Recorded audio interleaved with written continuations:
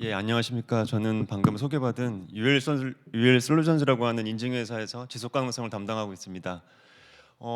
앞서 그 명학근 과장님께서 굉장히 그 자원순환, 순환 경제에 대해서 그리고 또 PPW에 대해서 자세히 설명해 주셔가지고 저는 조금 더 내용을 추가하는 그런 느낌으로 좀 말씀을 드리도록 하겠습니다. 뭐 잘 아시다시피 유럽은 2019년에 그린 딜이라고 하는 경제 성장과 기후 변화를 막기 위한 어떤 큰 밑그림을 그렸는데요. 그 부분에서 이제 굉장히 많은 규제들이 나오고 그다음 또 많은 지침들이 규정으로 상향이 되면서 이제 기업에 많은 이제 또 부담이 되는 부분들이 될 수 있는데요. 특히 제가 오늘 이제 말씀드릴 PPWR은 오른쪽에 보시는 것처럼 환경 및 순환 경제와 또 공급망에 아주 긴밀하게 포함되는 그런 규정으로서 내년 8월에 이제 시행을 앞두고 있습니다. 그래서 뭐 전반적으로 유럽이 그 ESG 규제가 조금 완화되는 추세이긴 한데 특히 이 순환 경제 부분에 대한 규제들은 뭐 그렇게 큰 그런 움직임을 보이지 않는 것 같고요. 뭐 내년에 자원순환법이라고 하는 그런 순환경제법이라고 하는 또 법률을 새로 만든다고 할 정도로 또 이 분야에서는 아마 지속적으로 추진을 하는 것 같습니다. 아까 말씀을 뭐 자세히 주셨었는데요. 이제 2020년에 신순환경제 실행 계획을 유럽에서 발표를 합니다. 그래서 이제 세 가지 필러로 이렇게 구성이 되어 있는데요.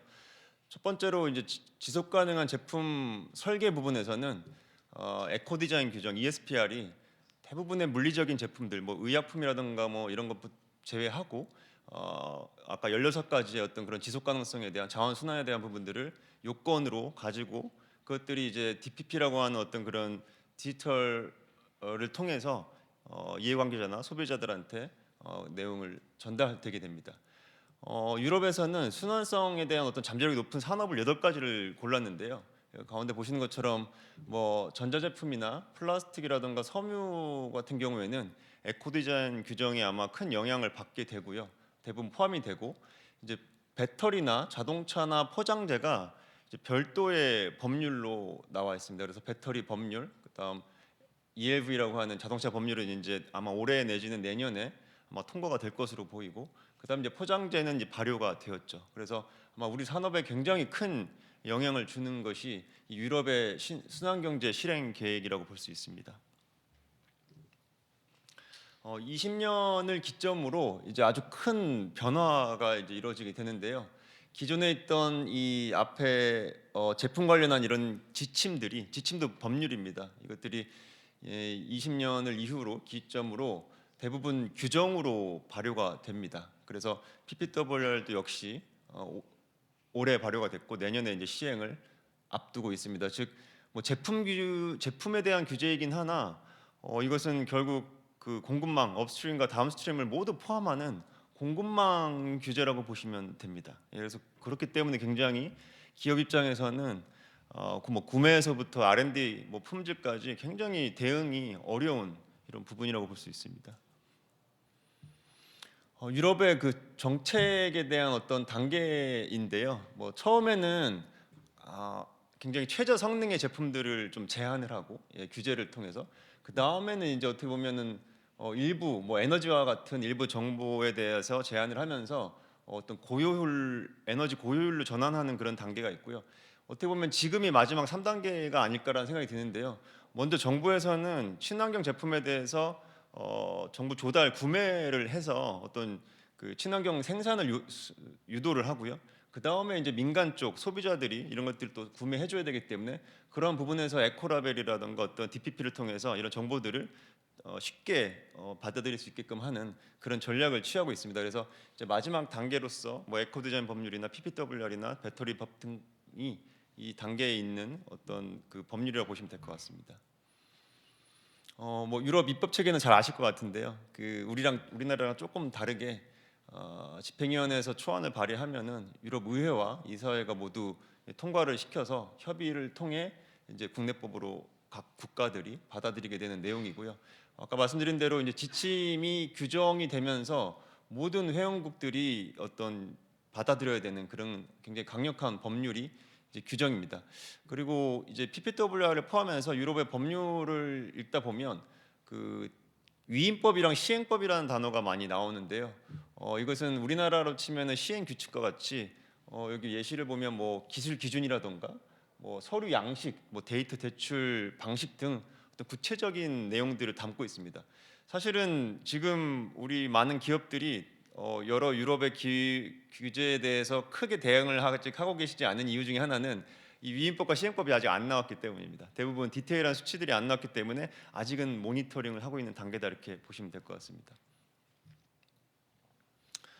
예, 뭐 앞서서 과장님께서 굉장히 잘 설명을 해주셔서 제가 조금 많은 내용들을 스킵을 하겠습니다. 뭐 PPWR은 기존의 지침이 있었는데요. 그걸로는 좀 부족하다. 그래서 어떻게 보면 이 PPWR은 설계와 어떤 예방하는 차원의 부분들이 더 추가됐다라고 보시면 되고 전반적으로 강화되었다 이렇게 보시면 됩니다. 그래서 제품과 무관하게 이 유럽 영내에서 발생하는 모든 이 포장재가 대상입니다. 그래서 대부분 다 포함이 된다 이렇게 보시면 되고요. 그런데 이제 범주에서 두 번째 보시면 폐기물 프레임워크 지침이나 위험물의 내륙 운송에 관한 지침, 즉 뭐 안전이라던가 기능이라던가 이런 어떤 특수한 케이스에서는 아무리 PPWR에서 친환경성을 강조하지만 이제 그런 부분들은 조금 이 다른 법률들이 우선할 수도 있다는 내용도 포함되고 있어서 이 부분도 좀 참고를 하시면 좋겠습니다. 네.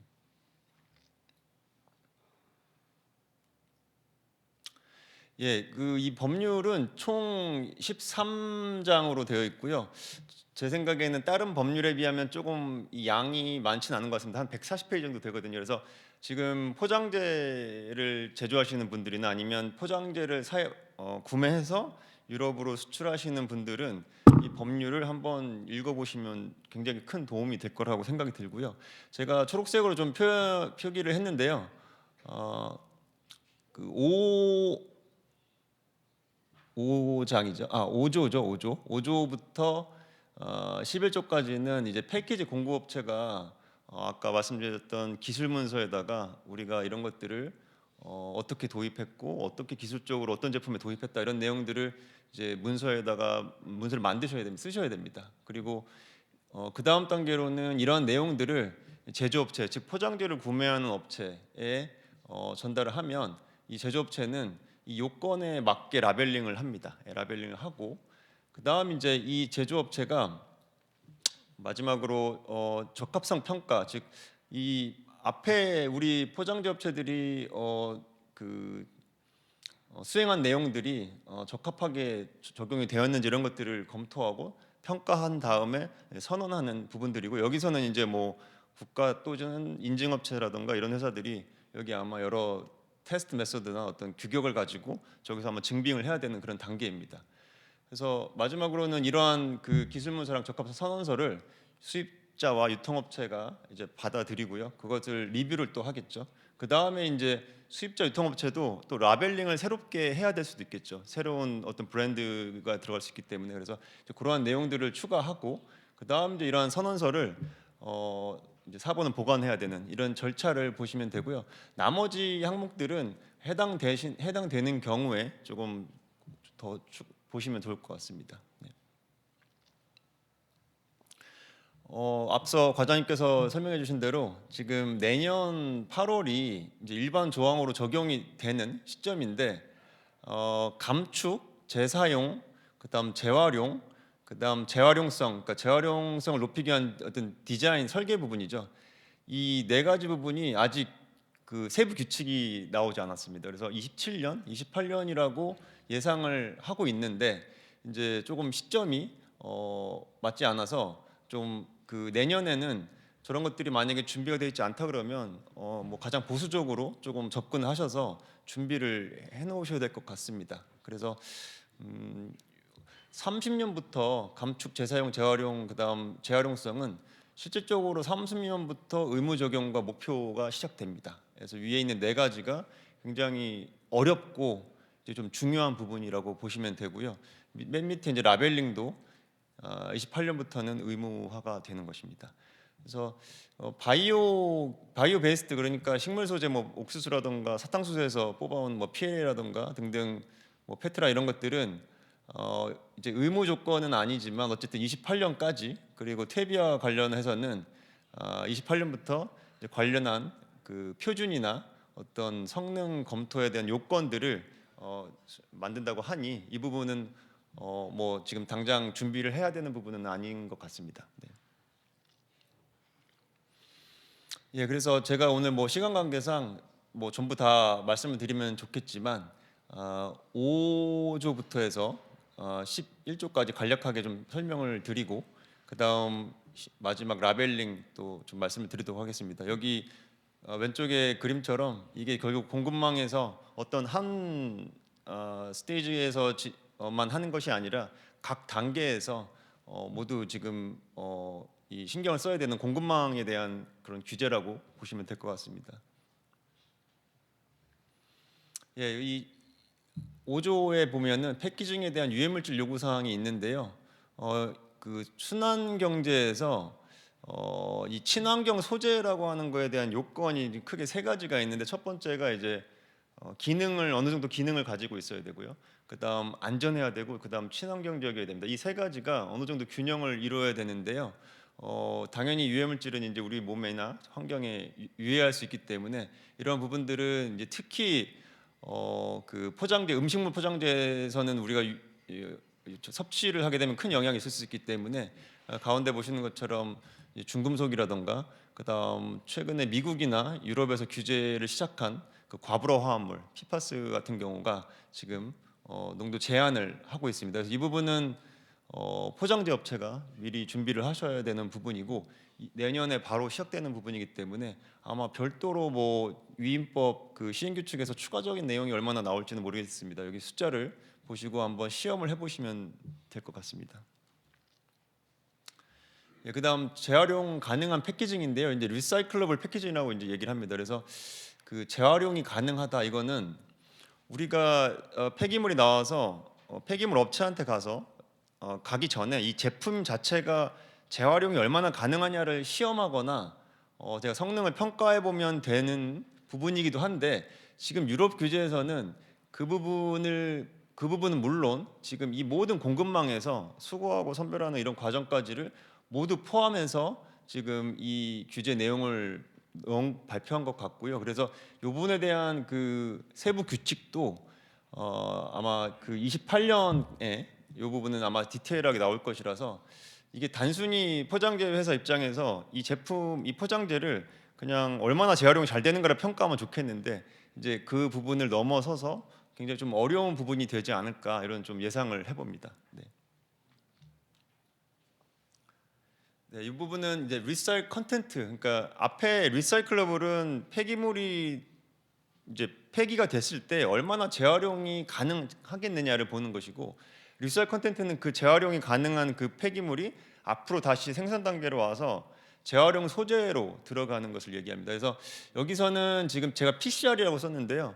PCR은 소비자가 오늘 이제 뭐 페트병 안 쓰시네요, 그죠? 예, 페트병을 만약에 쓰신다면 오늘 제가 마시고 그 쓰레기를 버리면 제가 소비자니까 소비자 이웃단의 폐기물이 되겠죠.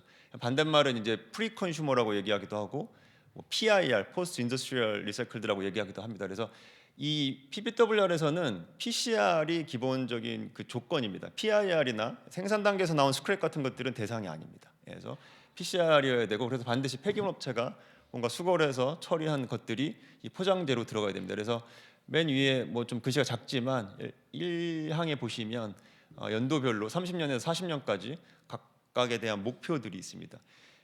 이 부분은 실질적으로 이미 이제 전자제품이라든가 뭐 자동차라든가 많이 이런 재활용 소재를 넣고 있는데, 실질적으로 품질이 떨어지고 가격이 올라가기 때문에 굉장히 어려운 일입니다. 그래서 저는 여러 항목 중에 아마 패키지 업체가 가장 어려운 부분이 이 부분이 아닐까라는 좀 생각을 해봅니다. 예, 그래서 네.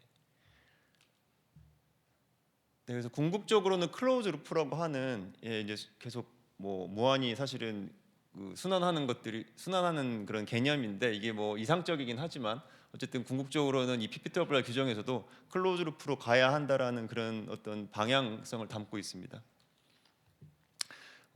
PCR 앞에서 제가 잠깐 말씀드렸는데요. 앞에 배터리법에서는 PCR과 PIR을 모두 인정을 해주고 있습니다. 그 배터리 소재에 대한 특성상. 그리고 자동차 같은 경우에는 처음에 PCR만 인정된다라고 했다가 지금 다시 조금 변경된 안이 나온 것이 PIR이나 바이오베이스도 인정한다라고 아직 이제 제한 단계이긴 하나 그런 어멘드먼트까지가 나왔고요. 방금 말씀드린 대로 포장재는 PCR만 대상이고요. 민간 글로벌에 굉장히 많은 민간 규격이 있는데 거기서도 대부분 PCR을 패키지 같은 경우는 요구하고 있습니다. 즉 뭐 순환이 워낙 빠르고 굉장히 양 자체가 많기 때문에 PCR로 한정을 한 것 같습니다. 네, 이거는 이제 재사용 부분인데요. 아까 실장님께서 이제 재사용 부분이 유럽에서 새롭게 추가를 했다. 이 부분은 뭐 패키징뿐만 아니라 전자제품이나 전 세계 의 여러 규격들이 드디어 재활용에 머물러 있던 것들을 재사용 부분까지를 포함하고 있습니다. 그래서 재사용을 증빙하는 것들을 이제 제조사도 준비를 하셔야 되는데 이 부분도 굉장히 좀 쉽지는 않을 것 같습니다. 그래서 어떻게 우리가 시스템을 만들고 이런 것들 증빙을 어떻게 해야 되는가에 대한 부분들을 좀 고민하셔야 되고 이 부분도 27년 2월까지 위임법 즉 시행 규칙을 만들 것이다라고 일단 공개를 해놨습니다. 네, 라벨링이 이제 제가 아까 말씀드린 대로 제조업체, 즉 패키지를 사는 제조업체와 그다음 수입자나 유통자가 이제 이런 것들을 라벨링을 해야 되는데요. 여기 보시는 것처럼 여러 조건들이 있고 무조건 일단 라벨링을 붙여야 되고 지금 이제 그 DPP에서 얘기하는 QR 코드나 뭐 NS라든가 여러 가지 IT 그 정보가 포함된 그런 내용들을 이제 부착을 해야 되고요. 뭐 기존에 다른 에코디자인 법률이라든가 배터리 법률이라든가 다른 쪽에서 요구하는 그런 DPP 내용이 있다 그러면은 거기 그 DPP를 통해서 이런 정보를 넣으시면 됩니다. 라벨링과 별도로 친환경 클레임 내용들도 좀 있는데요. 이 부분은 현재 유럽에서 그 그린워싱 법률격인 그린 클레임 디렉티브가 좀 뭐 지난 6월에 뭐 철회를 검토하고 있다 이런 내용들이 있어서 뭐 이 부분은 지속적으로 그린워싱 관련해서도 조금 모니터링을 하고 유럽에서 어떤 일들이 어떤 소송이라든가 어떤 당국의 제재가 있는지를 좀 유심히 보실 필요가 있을 것 같습니다. 예, 그 앞서 과장님께서 이제 그 적합성 선언서랑 기술문서에 대해서 간략히 말씀 주셨는데요. 규제상에 보면은 이렇게 내용이 아주 간략하게 나와 있습니다. 그래서 디테일하게 나와 있지 않아서 이 부분들은 아마 특히 패키지 회사와 제조업체에서 이런 부분들을 어떻게 작성하고 또 기술문서에서는 이런 어떤 규정, 어떤 테스트 메소드나 규격을 가지고 내가 도입을 해야 되는 거 이런 부분들이 굉장히 고민스러울 것 같고요. 그래서 가장 아마도 보수적으로 좀 접근을 하셔야 되지 않을까라는 좀 생각이 듭니다. 네, 네 각 그 15조부터 23조까지 경제 주체별 의무가 있고요. 앞에 제가 이제 가장 준비를 많이 하셔야 되고 어려우신 분들이 아마 포장재 공급사랑 제조업체가 될 것 같습니다. 그래서 내용을 조금 보시면 될 것 같습니다. 예, 그 이미 그 PPWD 디렉티브에서 EN 유럽에서 쓰는 게 이제 EN이거든요. EN이라는 규격들을 쓰는데 왼쪽에 보시는 것처럼 여러 규격들을 이미 가지고 있어서 저는 뭐 제 생각에는 많은 EN 규격들이 어둠션이 될 것 같습니다. 적용이 될 것 같은데 그 외에도 오른쪽에 보시면 ISO 규격이나 다른 여러 규격들이 앞에 있는 여러 패키지와 관련된 순환경제와 관련된 이런 규격들이 연관성이 있다 그러면 어떤 호환성이 있을 것 같습니다. 그래서 이런 부분들도 사전에 잘 검토를 하셔가지고 어떤 규격을 내가 평가를 해야 될지를 좀 고민을 하실 필요가 있을 것 같습니다. 네, 그래서 밑에 보시면 13428이라고 해서 이 규격은 규제 내용에서 뭐 예시로 나와 있는데요. 어떻게 하면 기능을 충족시키면서 최대한 포장재를 덜 쓰고 재활용 소재를 많이 넣을 것인가에 대한 부분들을 평가하는 그런 항목이라고 규격이라고 보시면 될 것 같습니다. 네. 예, 그래서 마지막인데요. 그 대응이 아마 굉장히 이제 처음 대응을 하시는 것일 거라서 굉장히 좀 어려울 것이라고 생각이 되는데요. 아까 뭐 과장님께서 이제 뭐 TF나 이런 여러 활동들을 앞으로 하시겠다라고 하셔서 정말 다행인 것 같고요. 지속적으로 유럽의 어떤 위임법이나 시행 규칙에 대해서 모니터링을 하실 필요가 있고 기타 다른 에코 디자인이나 뭐 여러 일회용 플라스틱 뭐 리치나 여러 등등에 대한 다른 법안과의 연계성도 좀 분석을 하실 필요가 있고, 동시에 이제 민간에서도 유사한 규격들이 많습니다. 그래서 이런 것들을 어떻게 우리가 한 번에 둘 다 만족시킬 수 있을까를 잘 고민하셔야 될 것 같고요. 두 번째로는 제가 EN 규격 IS 말씀드렸지만 표준에 대해서도 아마 공부를 좀 많이 하셔야 될 것 같습니다. 예, 그리고 세 번째로는 이제 가장 어떻게 보면은 고민이 되실 부분인데요. 이게 순환경제에 접근하시다 보면 이제 경제성이랑 환경성에 대한 이 두 가지 이 밸류를 굉장히 고민이 되는데요. 그래서 품질, 그다음 안전성, 환경성, 경제성까지를 좀 분석을 하셔서 우리가 어떻게 하면 비용을 최대한 낮추면서 친환경성 높일 수 있을 것인가에 대한 부분을 좀 고민을 하셔야 될 것 같고, 아까 말씀드린 대로 일정상 조금 갭이 있어서 이제 진행하실 때는 좀 보수적으로 다가가셔야 되는 게 아닌가라는 생각이 듭니다. 마지막으로 이 라벨링을 이제 그 QR 코드라던가 이런 것들을 통해서 이제 붙이시게 되는데 그 결국에는 이러한 앞에 있는 여러 요건들이 투명성의 부분에서는 굉장히 확보하기가 어렵습니다. 저도 뭐 인증회사에서 근무하지만 이런 부분들을 삼자 감사를 통해서만 해도 이루어질 수 있는 건 아니고요. 이자 감사나, 그러니까 우리 바이어가 우리 공급사를 감사한다던가, 아니면 자체적인 기준에서 뭐 감사를 한다던가 이런 것들을 적절히 섞으셔서 이런 적합성을 좀 확보를 하셔야 되고요.